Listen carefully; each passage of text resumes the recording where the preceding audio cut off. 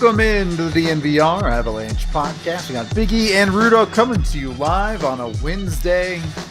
Does tomorrow count as real hockey? I mean, I know there have been a bunch of guys down at Family Sports practicing, but there's an actual Avalanche rookie day tomorrow. Is that a real practice day? Does it count?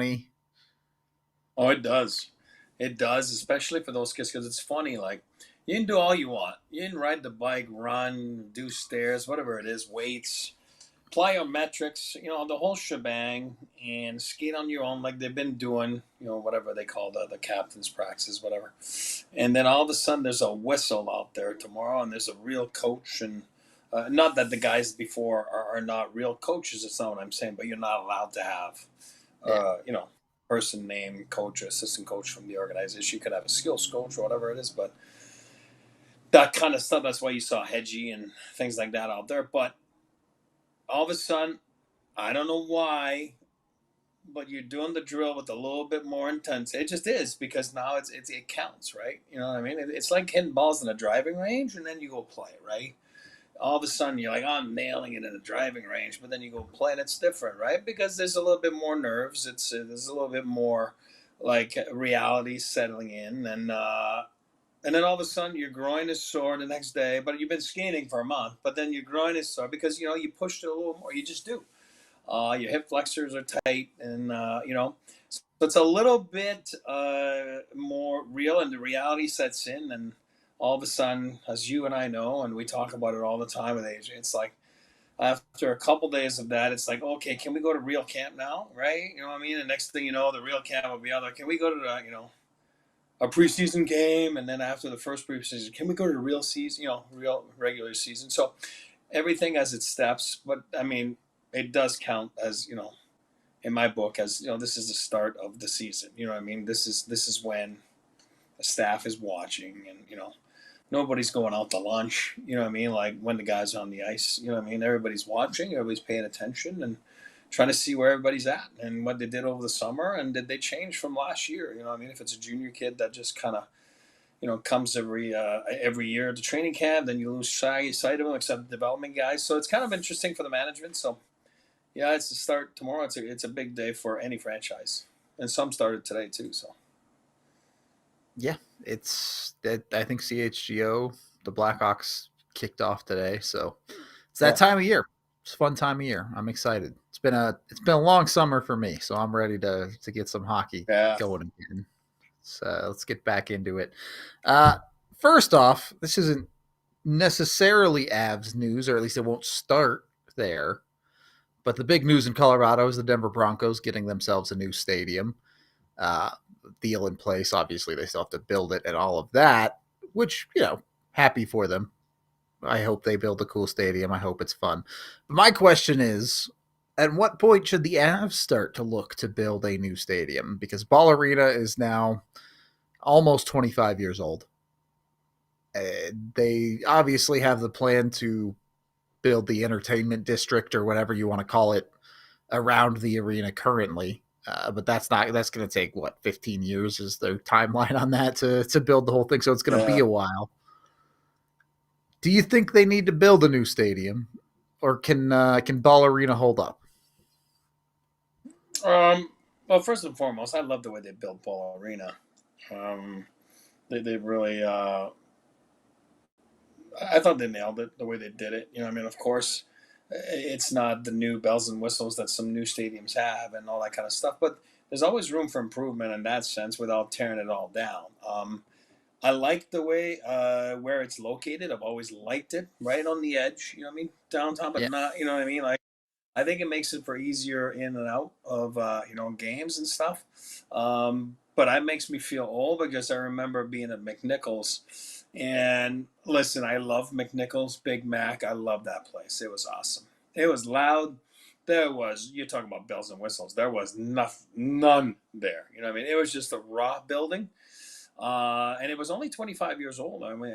Which is right the age of Pep Ball Arena right now. When they tore it down, it's crazy, because I just felt like it was just an old tore down building. You know what I mean? But I loved playing there. It was fun. And it was weird when they tore it down. I was like, "Huh, this is weird, man." You know what I mean? You used to go in there, watch games, play there, whatever. Be a fan, be a player. So I felt that was pretty crazy. And then Ball Arena, like I said, would they need to start fresh and go somewhere? I mean, I hope they don't. I hope they can just, whether it is, keeping up with the Joneses, so to speak, and you know what I mean, just kind of dress it up a little bit. Because I mean, of course, it needs obviously some stuff like that. And like you said, with Elish is across the street in that development, and assuming that that's where the practice rink is going, assuming that the development That is is the going that way. assumption. Yeah. Yeah. So I mean, I like it where it's at. And again, there's been 2 Stanley Cups, in that build. I know the second one was on the road, but I'm just saying additions of Avalanche that have played in there. Um, I don't know. I hope they just stick around, and I think they just build on, on top of it. If they can fix MSG like they did a few years ago, any building can be fixed, right? I mean, like you're talking about the weird, like Penn Station in the middle of the jungle in Manhattan, right? You know what I mean? It's crazy, and so you would think that maybe Ball Arena can be fixed. I mean, look at Utah. I mean, they did some stuff this summer, right? To their ability, obviously, to help with the seating and with good visibility in the seating. So I'm hoping they just try to upgrade it at some point instead of starting fresh. And it sounds like obviously Broncos is a totally different deal. It's always been a different deal with Mile High and obviously Ball Nichols. And even though we were in the same parking lot, it was always different. So yeah, who knows? Yeah, I don't think Ball Arena is really problematic, at least not for hockey. I know on the basketball side there have been some complaints about the practice courts and things, but I don't see those. I don't do anything on the basketball side. From the hockey side, Well, building's they fine. have one. They won. You know what I mean? At Yeah, least they've it's had right true. above the locker room. You know what I mean? We never had, obviously, we've never had one at Ball Arena. You know what I mean? We didn't even have a gym for so many years. We had to go use the Nuggets gym. So, I mean, now, is it up to standard to compare to the rest of the league nowadays? I don't know. I don't go and see basketball facilities, but I've seen some of them, and it's just like the NHL facilities. Some of them are pretty sick, and it's more like the space that you get, right? You know what I mean? It's Yeah. just the space. Uh, so when you're in a building like the Nuggets and the Avs, so in the space that they have, which is above the locker room, and that's where the practice court is, and there's not many bells and whistles with it. You know what I mean? So Yeah. yeah, compared to some teams, you know what I mean. I'm sure that if you same thing, you compare. Let's just put it this way: NBA has always been unbelievable compared to the NHL when it comes down to facilities. Yeah. It's no different. The NBA, like the Nuggets, has always had unbelievable facilities, and I'm not saying complaining about the Avs, but they've done a great job. 2 years ago, the Avs locker room's been upgraded and it's awesome, and Yep. got a nice little gym now, and the whole like everything makes sense now. Compared to back, not that it didn't make sense back then. You just got to live in it and figure it out. It's like anything else, right? And that's what they did over the years, and they just made it better and better and better, and go from Yeah. there. The locker room update was super nice. All of that stuff super nice. The ice itself is fine. There's no real problems on that. Although last year the ice was a little bit bad at times, but previous to last year there had never really been any problems with the ice. The building I think is fine from a fan perspective. I don't There's not a bad seat in the house. There's the concessions and everything are fine. I do think it's a little bit bland, maybe. There's not a lot of uniqueness to Ball Arena when you get inside of it. There's not a ton that stands Yeah, out, but it doesn't feel like it's super dated or something and that it needs to absolutely be like remodeled or anything. So I think I would agree that I don't know that they need a new stadium. Just, be ready and willing to update it when necessary. That's yeah. that's where I would put it. I think if you leave it at that, we're on the same page. That would be awesome. Yeah. And then I don't know. The entertainment district or whatever, like you mentioned, obviously you need a practice facility to go in there. Just not even necessarily to update one, but to have one closer to your actual arena. So living situations and stuff for players like that become more straightforward. But I don't know. I'm not the guy that is going to go out to the entertainment district every night. I'm the guy who stays at home. So maybe all of that building stuff is not necessarily for me, but I know there are plenty of people that will like it. I know people love McGregor Square over by Coors Field. So cool stuff all the way around. Anyway, we can move on from that. Wanted to talk a little bit today. Training camp starting up next week, at least proper training camp. We also have rookie stuff this week. AJ put out a piece predicting the Avs 23-man roster to start the season. If you have not checked that out, highly recommend you go read it. Go get his thoughts on it. Become a diehard. Help support us and gives you access to all of AJ's amazing stuff. So highly recommend you go read that. But we can jump off of that and kind of take a look. And I wanted to pick your brain a little bit about who you think makes it, because most of the Avs lineup at this point is pretty much established. You're talking about a 12th forward and some of the press box guys that are really up in the air, right? And certainly on the defensive side, we can pretty comfortably say they're 7 deep, with Keaton Middleton being the 7th. So my question is, who is the inside forward? Which forward do you think has the inside line to making the team that maybe people might not expect? I don't know about not expecting, but sure, I think it's no secret. We all know the depth is, let's call it Ivan. I'm borderline. You know what I mean? Let's call it Ivan. Let's call it, just Steinberg, Poland. Obviously Bardakov. Who knows? We'll see. I mean, again, I'd like to tell you, but I've never seen him play, so I can't. We can't go off of like captain's practices at family sports. You know what I mean? I'm not that guy. Yeah. That's not hockey. That's just getting your legs in the shape, So I've never seen him in the KHL.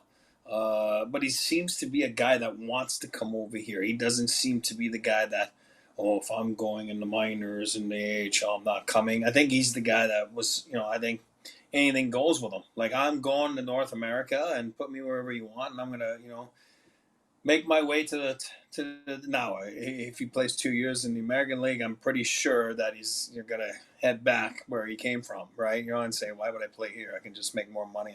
That's the play. Again, it's a good league. Those guys are from there. It's their culture. Why would you come over here for no reason? Other than just trying to make it. So that Bardakov's like another guy. And Steinberg, for me, is... That's why I say surprise or not. I do believe, because of Logan O'Connor not making the start to the season, right shot, different player than Logan, obviously. But I do, going back to before he made that hit and he got suspended and never played again. His suspension is served. They did that in the playoffs, right? So he's all set there. But he was killing some penalties. You know what I mean? And I remember Bednar talking about it, saying, hey, I like what he brings. If you can just get it, and then all of a sudden you're getting your ice time, and then a reason why you're in the lineup, it makes you ahead of somebody else. You know what I mean? Like, puts you ahead of somebody else. So I think for me, Steinberg is the guy that I expect big things from this camp. Meaning, like, I tell you all the time, I like to see someone that gets out there and says, the mentality, quote unquote, I will never play a game in the American League ever again. And that's the mentality you want to see. Now, are we going to see it? I don't know. But it sure sounds like he's the closest thing to what I saw from that statement last year. I've seen a lot of guys get called up and they come in and you can tell they're just like, oh, but I played my 5 minutes on the fourth line. Well, guess what? It's 5 more minutes than the other guy that didn't get called up. You know what I mean? So for me, Steinberg's the guy that, you know what I mean? Like, I'm looking forward to him. I do believe he can do it. And I think that Bednar and company thinks that he can. So that would be my guy that's got the inside track there. I think I generally agree. There's a couple other guys I want to talk about and dig into. But before we do that, we do need to take our first break of the show. So let's make sure we're paying our bills here, as we are brought to you by the Chicken and Pickle. You can make a chicken and pickle in Thornton your spot for a good food, good friends, and great fun location. Chicken and Pickle offers indoor and outdoor pickleball courts. So if you're like me and think all sports should be played indoors, you can do that. Or if you want to face the elements, you can do that too. More importantly, some delicious food over at the Chicken and Pickle where you can eat, you can drink, you can play. They even have Sunday brunch buffets. So jump in with the Chicken and Pickle today. They have their wood-fired rotisserie chickens, burgers, wings, happy hour, and live music. All sorts of good things to choose from beyond just pickleball. Over 50 courts and TVs, rather. They have not 50 courts. That'd be a ridiculous amount of pickleball courts. They have a lot of courts, though. It's like 20 or something. They have 50 TVs, though, so it's a great place to catch a game as well if you're heading out over there. They even have entertainment outside like Giant Jenga, Giant Battleship, Cornhole, and more. So get some family-friendly fun over at Chicken and Pickle. You can visit chickenandpickle.com to plan your visit today. Once you've got your food, your belly full over at the Chicken and Pickle, you know what? You gotta have a different meal every once in a while. You can also get with Raising Cane's. I would go Chicken and Pickle for your athletics on the weekend when you're having a lazy lunch. Maybe Cane's is the way to go. You can do game day the Cane's way, whether you're tailgating or cheering from the couch. Fueling your crew with Raising Cane's is the way to go. We're talking hand-battered, cooked-to-order chicken fingers, crispy, crinkle-cut fries, buttery Texas toast, and the MVP of every bite is, of course, the Cane's sauce. Jump in with Cane's. You can even get a brewed tea and freshly squeezed lemonade as a drink to go with your chicken finger meal. So jump in with them. I would put the sauce on anything, truly. It does not matter. Raising Cane sauce, absolutely delicious. Whatever you dip in it, you can jump in with them today. Make sure you get over there and get yourself some Raising Cane's chicken fingers. One love. Second period of the DNVR Avalanche podcast. Yeah, I think if you're talking about a bottom six role, I agree with you on the sense of what Steinberg brings makes a lot of sense, and he definitely has a chance to, especially with Logan O'Connor out, maybe fill a role out of that. But I do think there are some other interesting conversations. There's three guys on the forward side that I particularly want to touch on. Bardakov, AJ has talked about this before on the show. Usually guys don't come over from Russia to play in the AHL. I'll put it to you that way. Their expectation as a player is they want to get NHL time. Now, that doesn't mean he just gets to walk on the team. He has to earn it. But do not be surprised if you see that guy as maybe an inside track guy, especially if he can be decent in the faceoff dot, if he can play center properly. The Avs are probably looking for a 4C in training camp. Something to note, as some of these guys probably aren't true centers when we come to talking about them. I did want to also mention Gavin Brindley and Daniil Gushchin, though. Both of these guys acquired via trade. Is Brindley just to throw in for a cap dump? Maybe a little bit of that is going on, but there are reasons guys get targeted. Olausen moved for Gushchin specifically, right? It's a change of scenery trade for both of these prospects that maybe couldn't hack it on their other teams. But sometimes that's what a player needs to get that little bit of fire built under them, right? And say, oh, this might be my last chance to really make it in the NHL. I do think it is important to keep an eye on those guys. I don't know that they're necessarily set up to make the opening night roster, but would not be surprised to see both Brindley and Gushchin get NHL games this year. Yeah, and the other guys that Ivan Pishpashov is the same thing, same boat. You know what I mean?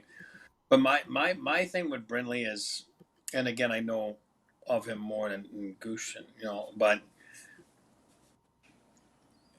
you got 12 forwards the way I look at it, right? So if a fourth line guy gets, so put Logan on the fourth line, then all of a sudden that's why I say Steinberg is more suited for a fourth line role. Now, somebody needs to come up, you know what I mean? Those other top 9 guys, Brindley, from what I've heard, is probably the guy, right? That can play with some pace. I can forget about the size, but it's got skill.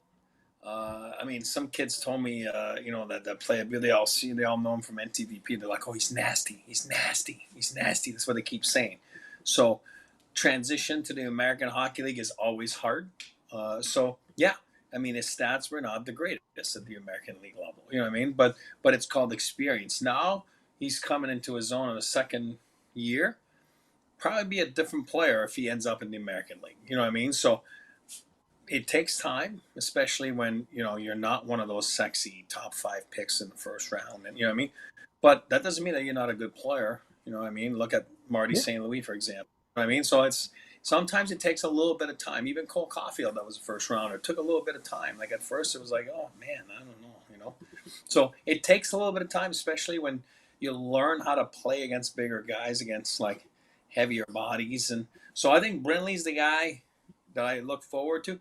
Knock on wood, but there's always someone injured. I mean, it's just life, right? You know what I mean? So there'll be a time and a space. You just hope that you're ready to go when your name's called. And again, you take the mentality that I said earlier, I will never go back in the minors ever again. So what is it that you do? Do what you do best.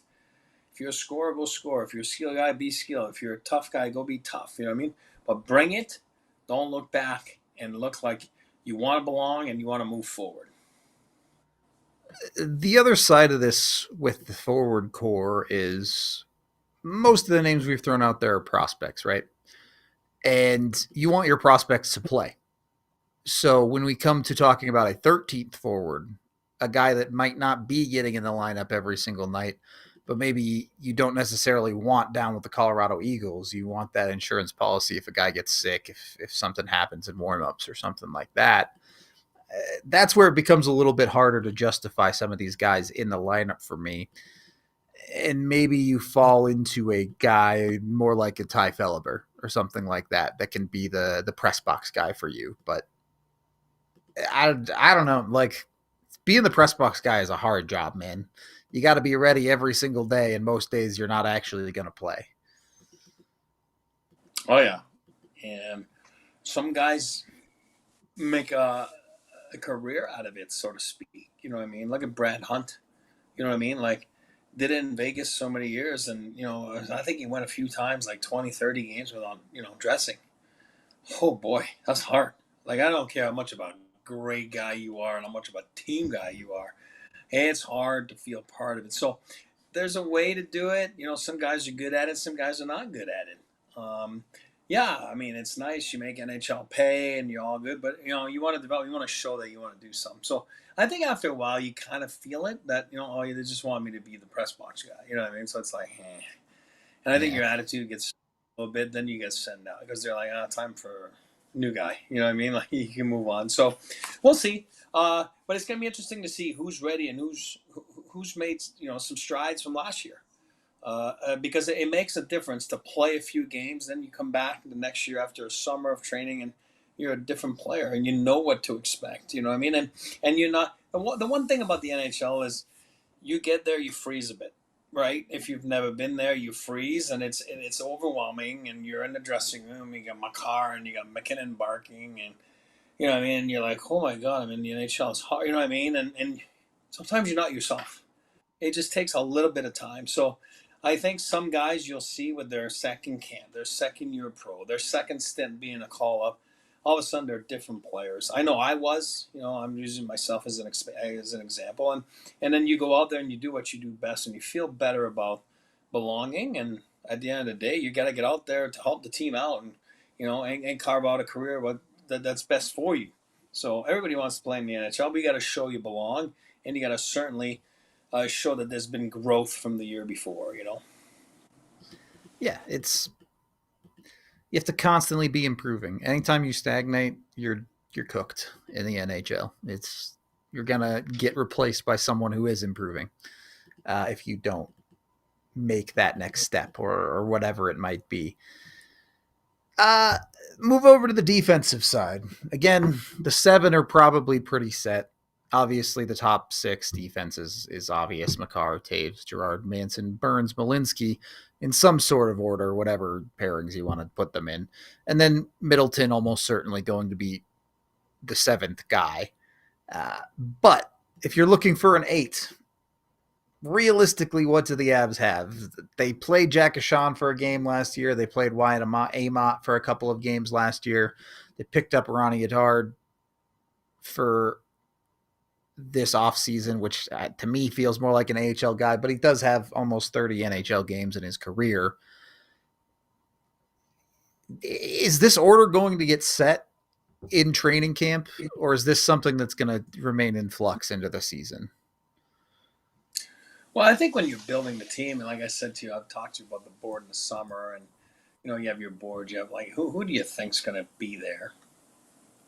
And sometimes you'll have the name of for example, just put a Sean, a Sean in there. You know what I mean? Like so. Yep. I would think that his name's not there on the board. I would think his name is there on the side to say, "Hey, this is a call up," right? Because you're gonna always stereotype guys into what they are, right? I do believe he makes the roster. I believe he's a call up, and I believe he's a development guy. You know what I mean? Like, Yep. not ready. We can't count on that as being, maybe 2 years from now, but not today. So I think the Avs, if you look at their board, their 7 names are set. And this is the way it is, right? And then you go into camp, and then you hope that the Sean of the world and you know what I mean, like Batard, whatever, and that's where you see some surprises over the years, and then all of a sudden they dislodge a guy like Middleton. I don't see that happening because of what Middleton brings, and we know that the Avalanche value that. You know what I mean? That toughness guy. From McDermott to to now Middleton to what I mean.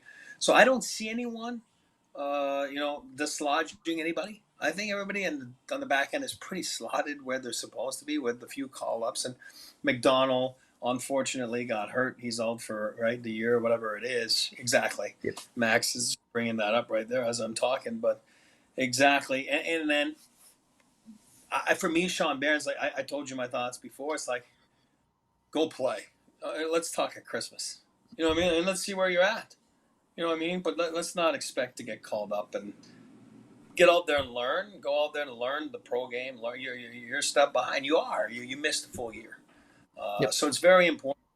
I think the guys are slotted right on the roster on the back end, and I think there's a little bit more of a competition in the front because of the Logan injury and possibly maybe one opening there.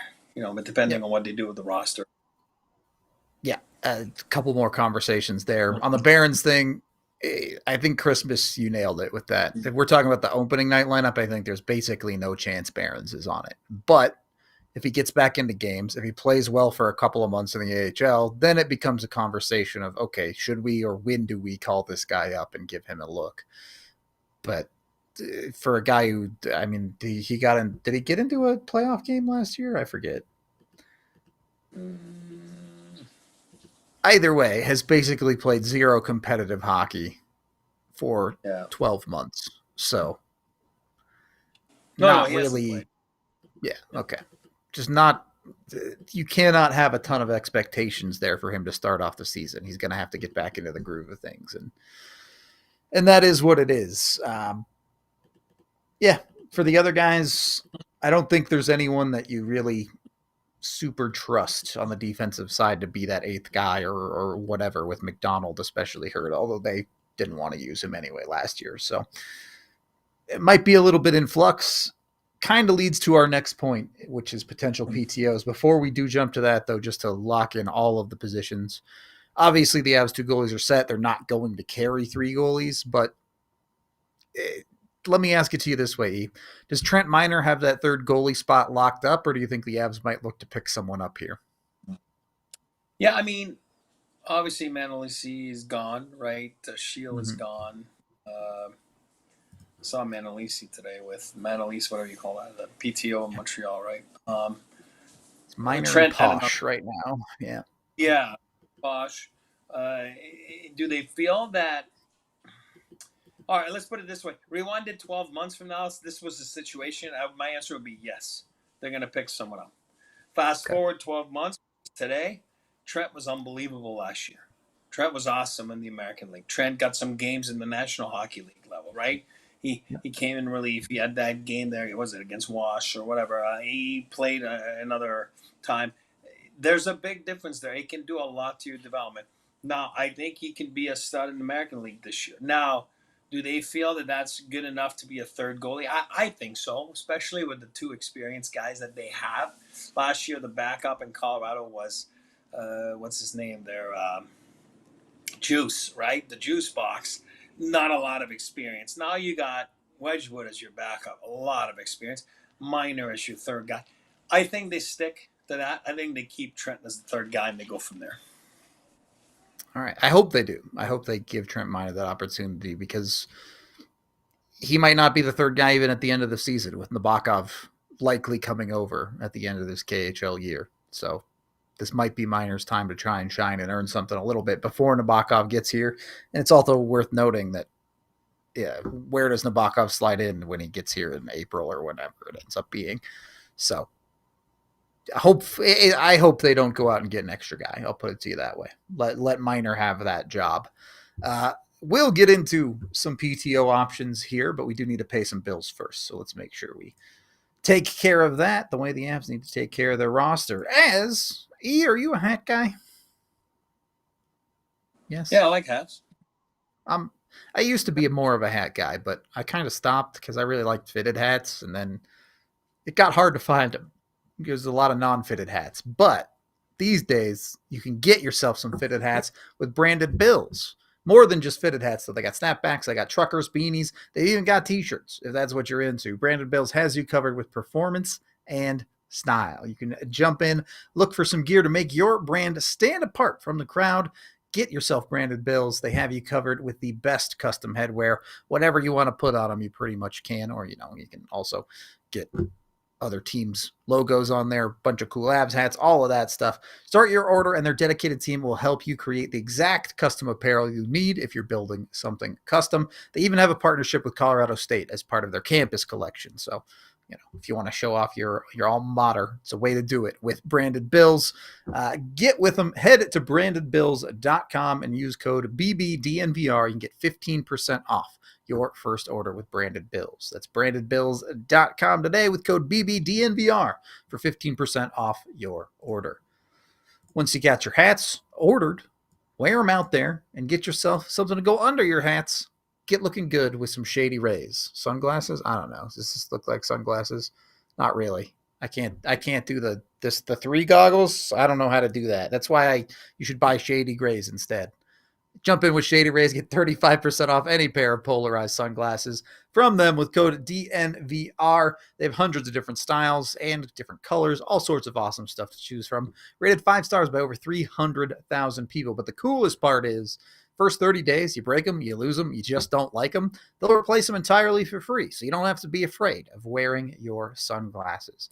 Go take them on hikes, take them to the concerts, go to sporting events, on the boat, wherever. Shady Rays is the eyewear that has your back. So go over to shadyrays.com and use that DNVR code to get 35% off your pair of polarized sunglasses and try them for yourself. Again, rated 5 stars by over 300,000 people.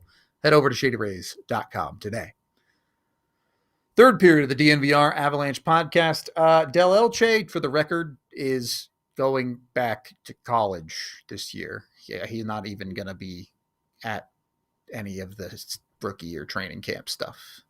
He is with his college still. So you guys won't get to see him, but unfortunate, but still he's there. He's on the list. We're going to talk about him tomorrow on the Prospect Pyramid.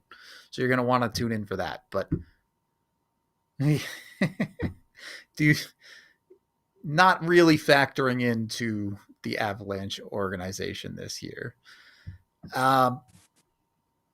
With that being said, we can move on from Dulce de Leche there. PTOs. Before we get into specific names, E, do you expect the Avs to maybe sign a PTO? Not necessarily sign, but have a PTO or two come to camp this season? My answer is no. Okay.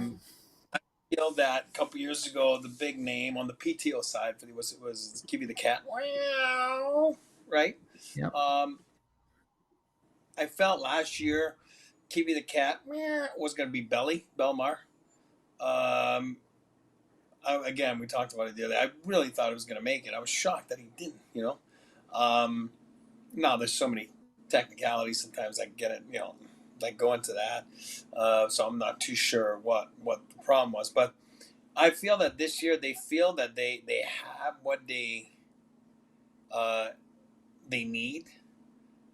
They know that they gotta figure out the fourth line, right? Is it my client, Jury, that's gonna be third line, or are they doing something else? Is it Colton that's got to be a third line? So is it, you know what I mean? So I think they're gonna figure it out. I think maybe a guy like Glenn Denning, like AJ and you guys were talking about, good on Yeah. face off, but obviously he's not there. He's on a PTO somewhere else. I don't Yep. remember where, but somewhere. Um, yeah, I mean, is it a guy like Vlasic, that been around the league for 15 years and on the back end that says, I'll go to Colorado because I do believe that maybe there'd be an opportunity there, or like I said, we're not privy to all the information that goes on in between those four walls in the office, and maybe they are making on a deal and they're going to need an extra D. And I kept saying Grizzly, the Grizzly Bear, right, all year long. But, you know, so if you see a guy like Vlasic, sometimes you're like, oh, maybe they're up to something. You know what I mean? Might as well get the guy on board now so he has training camp. He's not just skating on his own or skating with a junior team or a college team, or you know what I mean? So I don't know. I think I would have seen it by now. We would have seen it by now. Like, hey, this guy invited to camp, or it's been done. It just hasn't been announced, and you know what I mean. Sometimes it just hasn't been announced, but maybe I'm wrong. And again, the percentages and the odds are that guys end up signing it's rather low usually. You know what I mean? But I think it's cool. I'm gonna put my player's hat on, and I think it's cool to go sometimes and see, do I still have it? You know what I mean? Or sometimes you go doing a PTO and it's like, yeah, it's, you know what, it's time to hang him up. And then you don't have questions, you know what I mean, the rest of your life after. It's like, I could have kept playing, I could have kept going, you know what I mean? So sometimes it's good for that. But and then sometimes it's good like Kibby, the cat. You know what I mean? All of a sudden finds a roster spot. So I would say nope.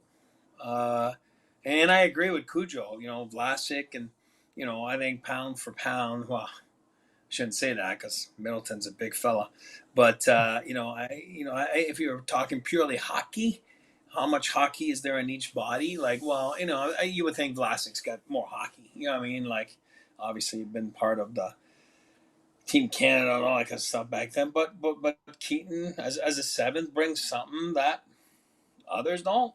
And Yep. sometimes you value that as a piece of the puzzle. So it's where you fit in the puzzle. And yeah, I mean, it'll be interesting to see. It's a great name.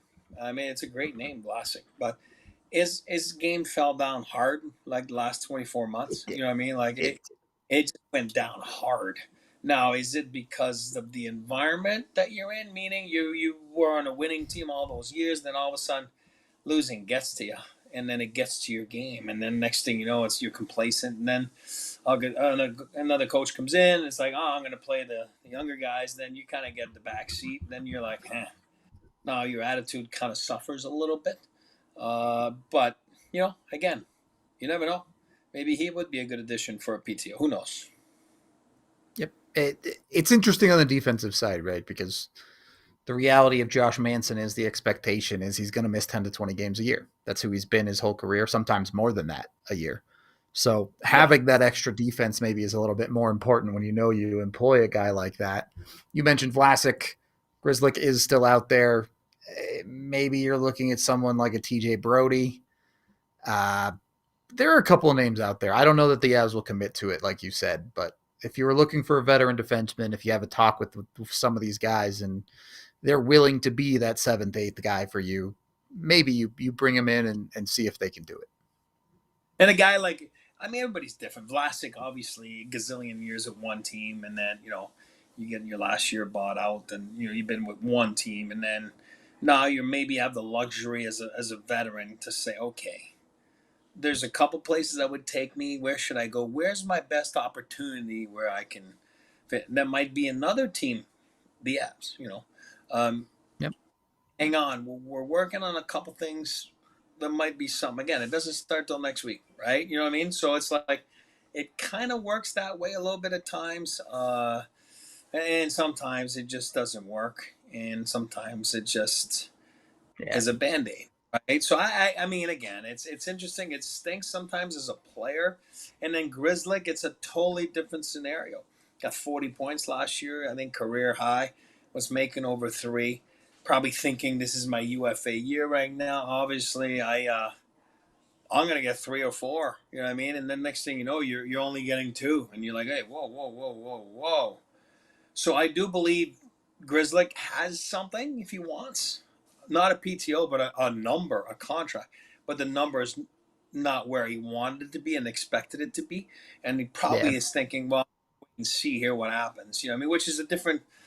I don't have the personality to do that. If that was me, I would be like going off the like, man, where am I going? This is not right. You know, but some guys they do have it, and it's okay. And sometimes patience is a virtue, and then you end up in a better place, better scenario for you. So I think that's the case with, for example, Rizlik. I do believe he could have a number, meaning a contract with a number attached to it, and not a PTO. And then the Avs are probably not in the position to do that, for example, with him. And then they'll be, Yep. why don't you come on a PTO? He's like, yeah, no, I'm not coming. Same on the forward side. Same conversation with Roslovic, right? That guy's going to have offers. Very unlikely he PTO somewhere. So Yeah, he's got offers. You know what I mean? yeah. And a lot of times what you see is Jack Roslick, PTO with Team X. You know what I mean? And at the end of the day, you saw that with Pacioretty a couple of years ago. And, at the end of the day, he does have a deal. It's just a deal. It's just a matter of, like, letting training camp get on the way, and then some technicalities guys going to LTIR, and a trade being done, a guy being sent down. You know what I mean? Whatever. So sometimes, if you see, I do believe a guy like Roslick's got a deal somewhere. Meaning like he's not going on a PTO. You know what I mean? So that would be my thoughts on that. And there's honestly not a ton of stuff that makes sense for the Avs on the forward side. We talked about Glendening already getting a PTO. Roslovic's going to have a contract somewhere.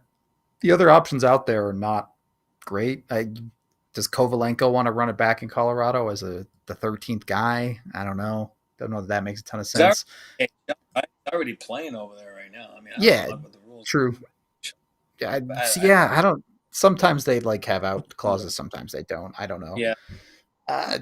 You have other guys like Kevin Rooney. I'm digging pretty deep here to try and find someone that would actually make sense for the Avs to PTO on the forward side. I thought I saw Rooney on a PTO yesterday somewhere. Did someone PTO? Okay, so too late to that. I'm going to say Rooney I saw where, I don't remember. But I remember seeing Glendening. I remember seeing Rooney. Because of the names that we talked about, right? Fourth line centers and, two-way guys and, but I'm pretty sure Rooney was. Looks like with New Jersey. Yep. Sure, you're right. Jersey. And Glendening, Jersey too? So even the bottom of the barrel is already getting snapped up by teams when it comes to PTOs, basically. Where's Glendening PTO? I want to say it was Tampa, but I could be wrong about that. Let me look it up. I was going to say, those guys, if they go the same place, you're fighting for the same job, Let's see. Dumb to have guys. Glendening PTO. Anyway. Yeah, I saw him too, so on the list. No, it is New Jersey too. Yeah, you're right. Wow. Okay, so you're fighting for the same spot, Hopefully they're not buddies. But you sign and then the next day another guy signs. You're like, what? Are you serious? So let me flip this on its head. Maybe the Avs aren't looking for a PTO. Do you think they'll be hunting the waiver wire when we get into training camp? Well, that's a possibility too. You know what I mean? And I think they've been very good over the years with the waiver wire. You know what I mean? And sometimes look at it. And again, I'll say something. And again, I might not be their way of thinking, but take Logan. Logan's going to make it 7 games just to make it simple. I have no idea. You know what I mean? Like, we don't know. Is it bad? Is it, it doesn't sound like it's as bad as it is. Then if you feel that you don't have the answer because you feel Steinberg can't play, then, you know what I mean? Then you're going to look at the waiver wire to plug that hole, right? You know what I mean? And you say, okay, I don't care. I'll plug a hole for a month. And then, if that guy doesn't do anything, at least it's an insurance policy, and then I can just release it. put him back on waivers. You know what I mean? Like, or whatever it is. So I think it'll be interesting to see what they do with the waiver wire. I think it's all, again, make them make decisions. We've been saying this for years, you and I and Adrian and Cam. Like, make them make decisions. A decision could be they don't need to look at the waiver wire. That's the decision they make because they feel that, Ivan's ready, Steinberg's ready, Poland, came in with a vengeance and is making his way into the let's go. You know what I mean? So time will tell, but I think it'll be interesting to see. But the waiver wire is always an interesting way to fix your lineup a little bit on a band-aid, so to speak, situation for teams. And that's why the preseason games, especially the last few preseason games for each team, there's always borderline guys. And there's guys that you're like, I don't know. I think we lose them on waivers. You know what I mean? So then you're like, you play them, they have a good game. You're like, okay, great, but we don't have room to keep them. Then you're like, oh, crap. There was like now 18 what? Press box tonight. You know what I mean?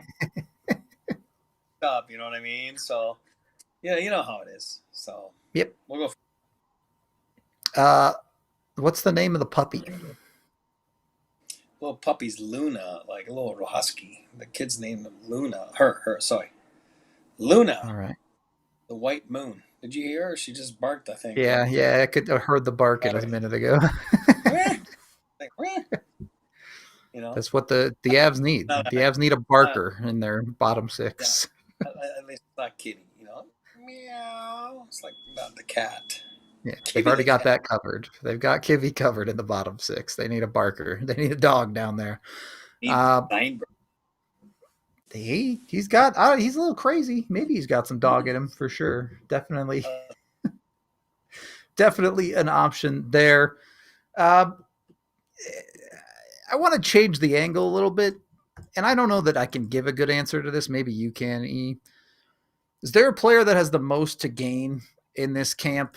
Obviously, we talked about the guys trying to make the team, but does someone like Jack Drury have a lot to gain by securing a 3C spot in this camp? Does someone like a Marty Necas have a lot to gain by doing things that maybe influence his contracts in this camp?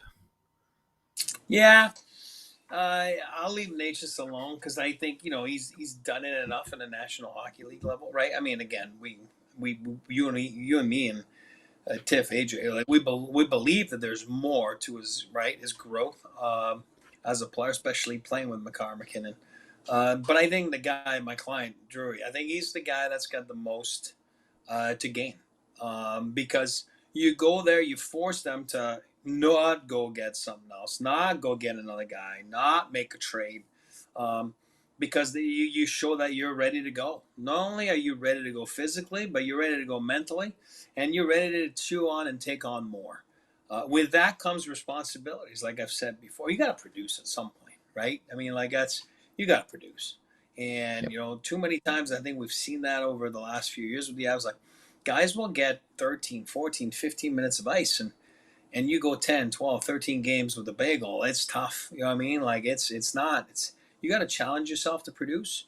And I think that my pony there, Drury, I think he's got the most to play for in this training camp. And I think that you'll see, watch the first practice. You'll see what indications they have going right now for him. And then, the first preseason game or second preseason game, it's like, can he do it? And if he's doing it, how are we doing it? Is it with Ross on the side?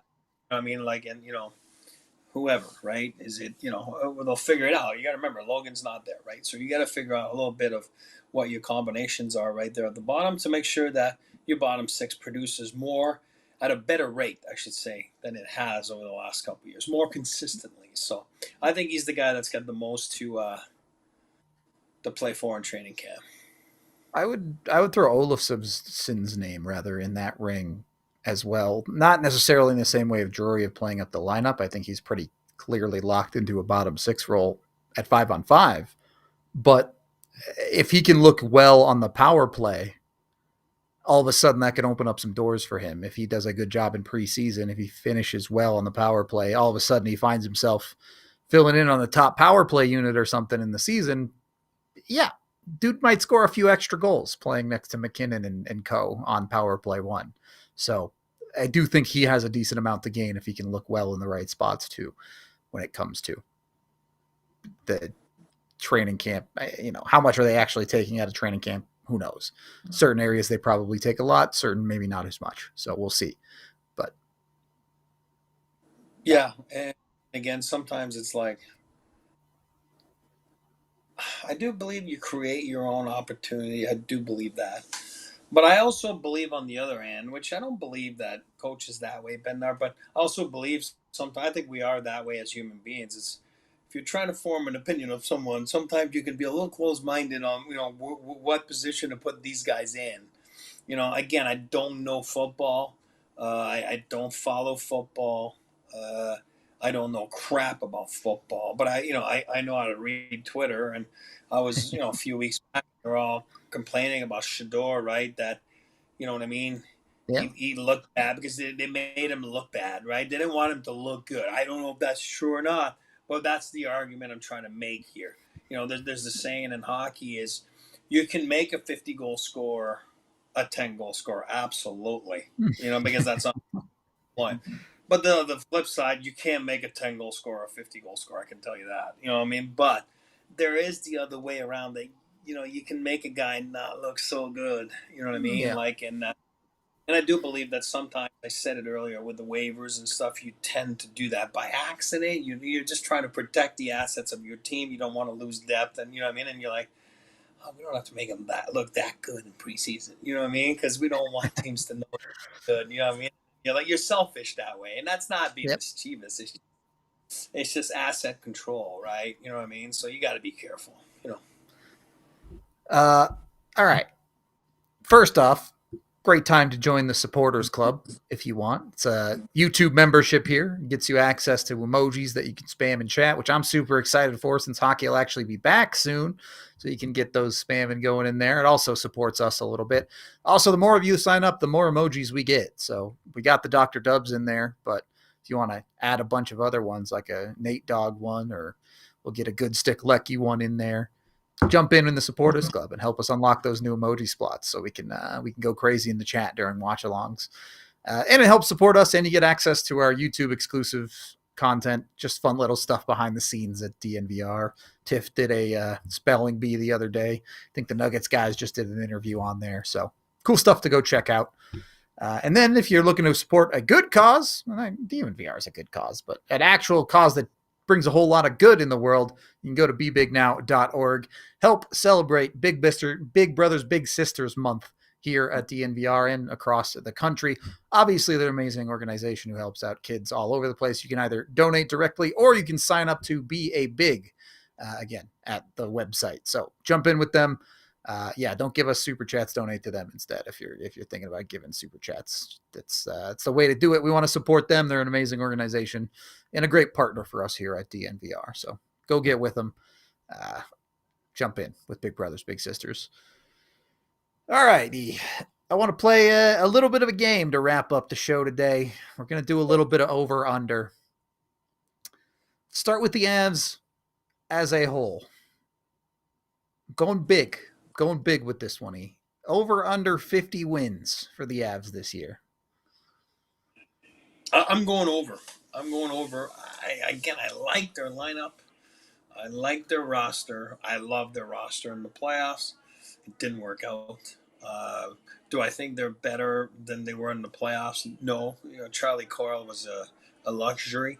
They don't have that Well, right it was now. not very good in those playoffs, to be fair. No, I understand.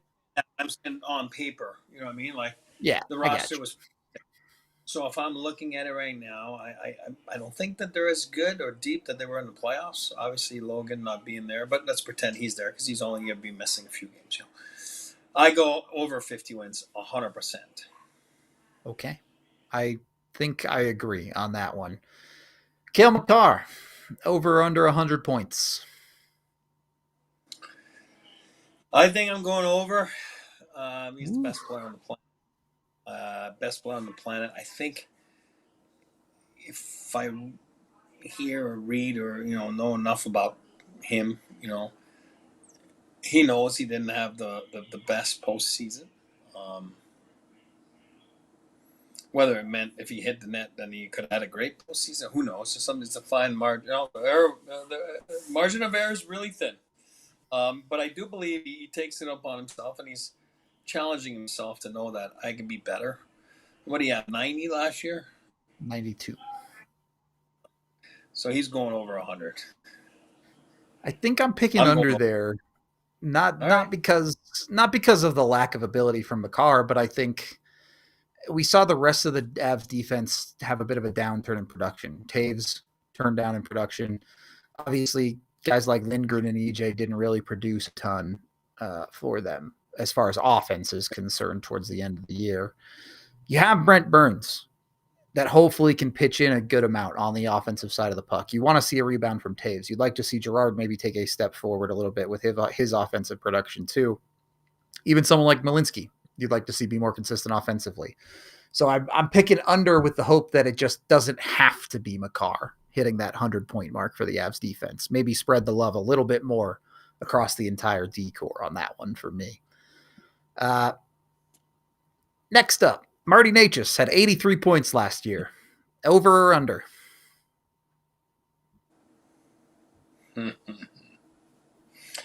I think Marty will have a good year. I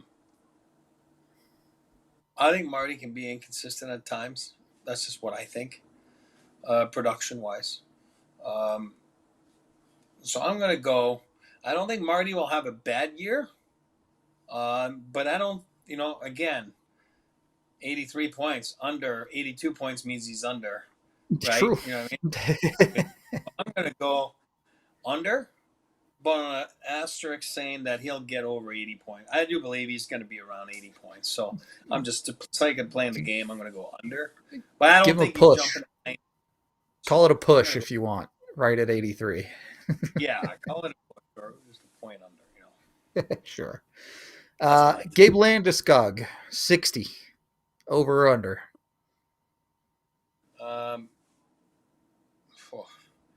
What did I say the other day? I thought I said 60, so I'm gonna go under. Say if he gets 60, listen, I'm gonna give him a hug. You know what I mean? Like, and you know what I mean? I think we all are. I'm gonna go right on the shade underneath it because he brings so much more than just points, right? You know what I mean? So it's the leadership, it's the two-way play, it's the fixing the pop, fixing some PK, like taking some face-offs. And, Gabe brings so much. I think you'll see the real Gabe by Christmas. You know what I mean? Like, so I do believe, I think it's more like, I think he's in the 50s. I don't think he reaches 60. I will take in the 50s. No complaints there. Yeah. Last one, and I'm going to need you to stand up for your client here once again. Jack Drury. 30, over or under? Yeah, I'm going over. I'm going over for him. He's my client. I got to push him. It's a joke, by the way, in case it's been an ongoing joke for a few weeks now that I'm his agent because I'm pushing for him. I do believe the answer's right there. I don't want to make a trade when I do believe the answer's right there. I do believe he gets more. That would be awesome. And I think he should challenge himself and pressure himself to get that and more, right? There's a way to do it, and the ice you're getting is, like I've explained before, you're not playing against the top guys. You're not playing against usually, again, you're playing against the third pair guys. That's just the way it is. So you should. And the Avalanche have a good enough back end. You're going to get the puck. It's not like they're rimming pucks up on the glass and flipping pucks at center ice, and you're just forechecking and getting puck. Like, chasing pucks. You're going to get the puck. The Avalanche have puck possession type defensive units. So, yeah, I'm going to go over. And I think he's going to be the big, not surprised, but the big, all right, this is awesome. Jack Drury was not just a throw-in last year in that trade, but he was actually somebody that they coveted. Yep. All right. That's pretty much all I had for the show. So we're wrapping up here as we head into overtime, where the conversation continues online at the DNVR.com. Send some good vibes out to Evergreen High School. There's too much gun violence in this country. Somebody's got to fix it. But hopefully, give an extra hug to your family today and send some love towards the people that are unfortunate enough to have been in that situation over at Evergreen High School. Anyway, we are going to get out of here for today. We appreciate y'all. We're back tomorrow with the Prospect Pyramid. This has been the DNVR Avalanche Podcast, and we will see you soon. We all silly like the mayor.